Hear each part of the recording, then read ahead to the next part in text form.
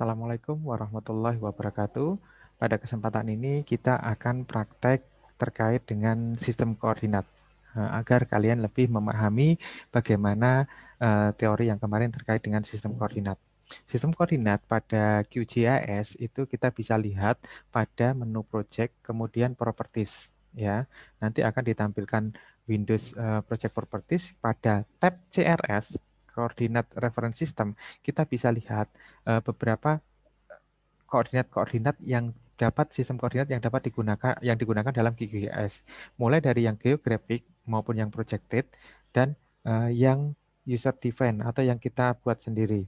Nah, kalau yang di atas ini adalah sistem koordinat yang sering kita gunakan atau yang terakhir kita gunakan. Sedangkan yang di bawah ini adalah tampilan dari source ya, sintak dari sistem koordinat yang kita pilih, dan yang sebelah kanan ini adalah previewnya.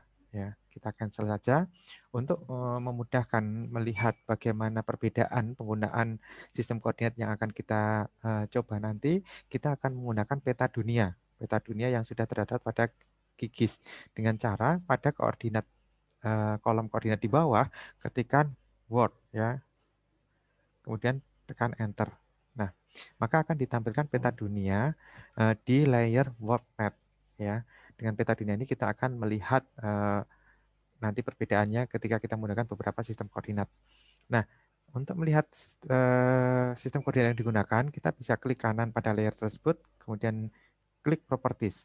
Di sini di source ya, tab source di sini layer menggunakan sistem koordinat WGS 84 atau EPSG 4326 ya. Kita cancel saja.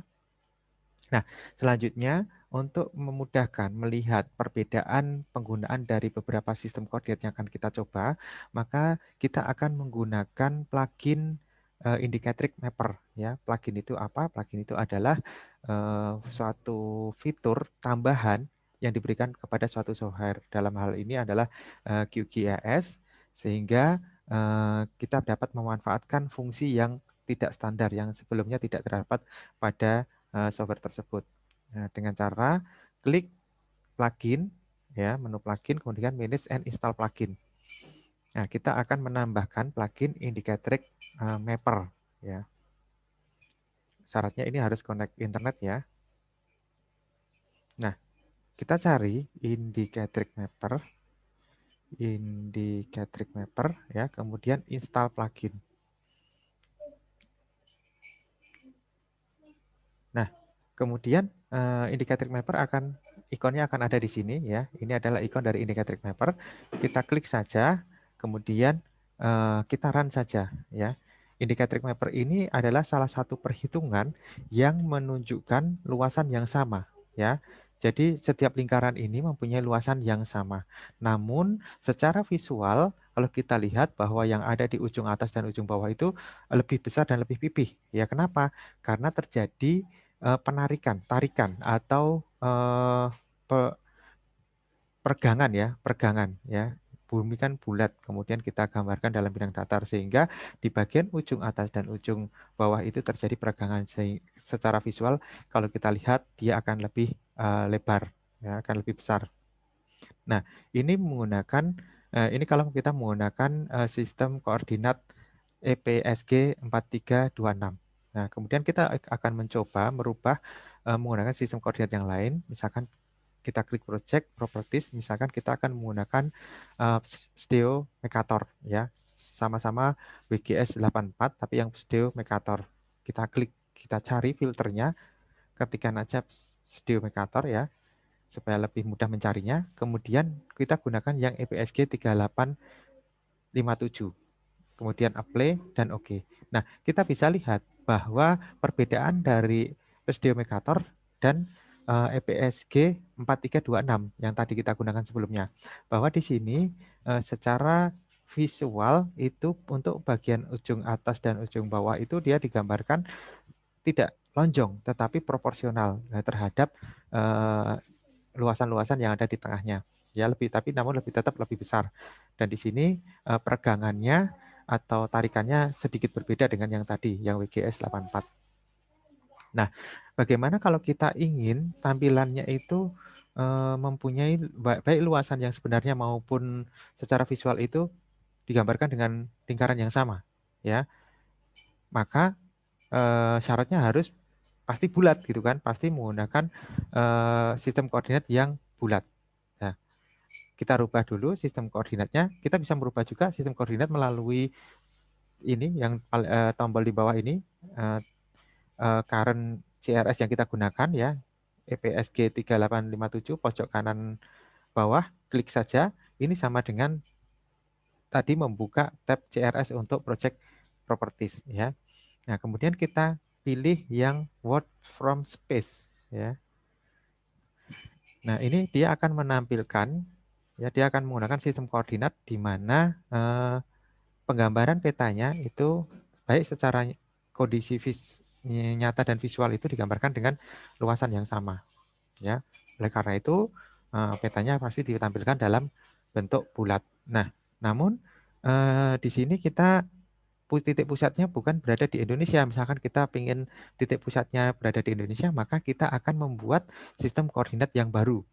Ya, sebetulnya modifikasi dari yang work from space, tetapi dengan titik tengahnya di Indonesia. Oleh karena itu kita ambil dulu source-nya dari work from space ini, ya. Kita ambil di bagian bawah sini, di prox 4, ya, kita copy,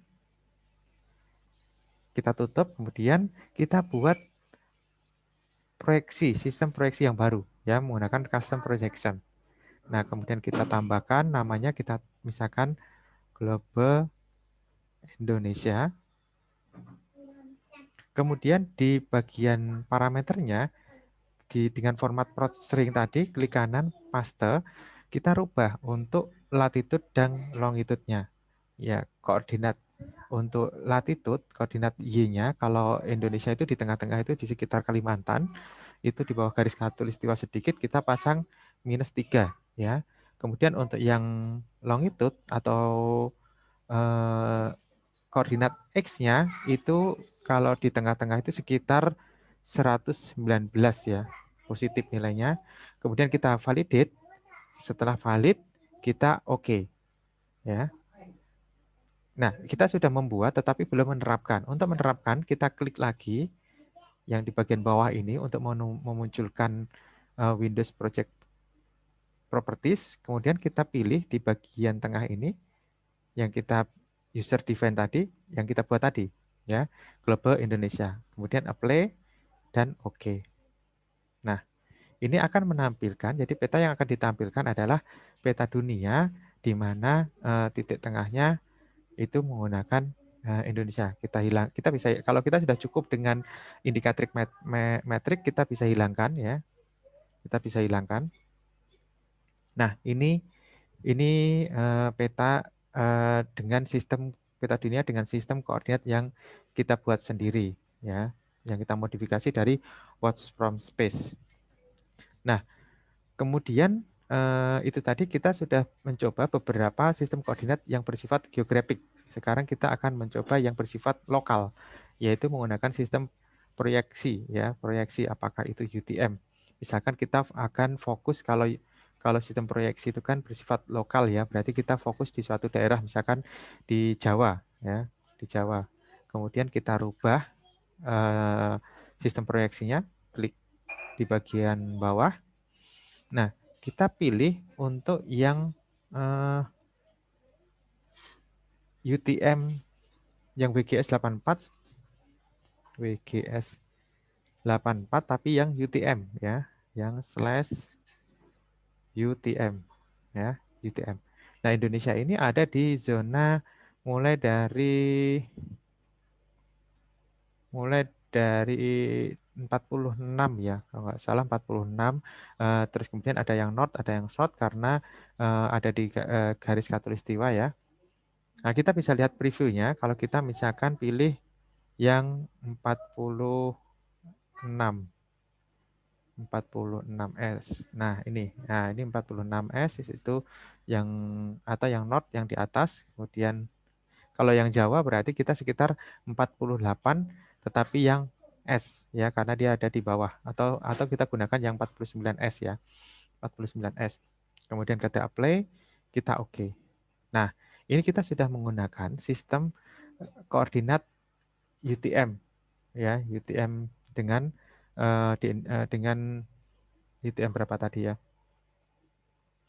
49 ya, 49 S ya, yang fokusnya adalah di Jawa Tengah ya. Nah, ini kalau kita lihat kok di koordinat ini satuannya sudah berubah. Jadi ini meter ya. Ini di sini sudah satuannya sudah berubah meter.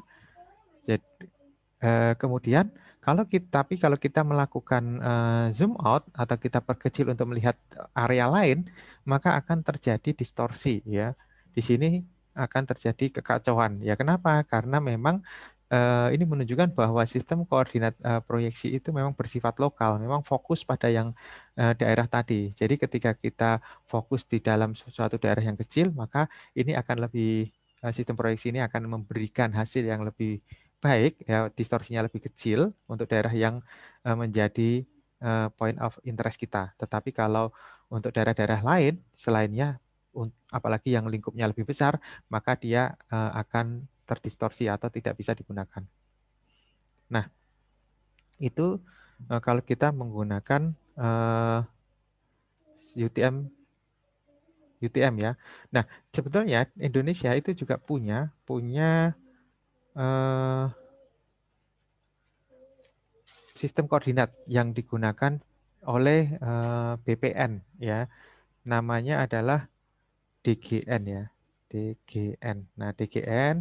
Nah, untuk DGN 95 ini di Indonesia ada ya, ada TM3 yang digunakan oleh BPN ya. Eh, itu mulai dari 51 ya, bukan, mulai dari 46 ya, 46.2, 47.1, 47.2. Ini lebih fokus pada daerah-daerah yang berada, wilayah-wilayah yang ada di Indonesia.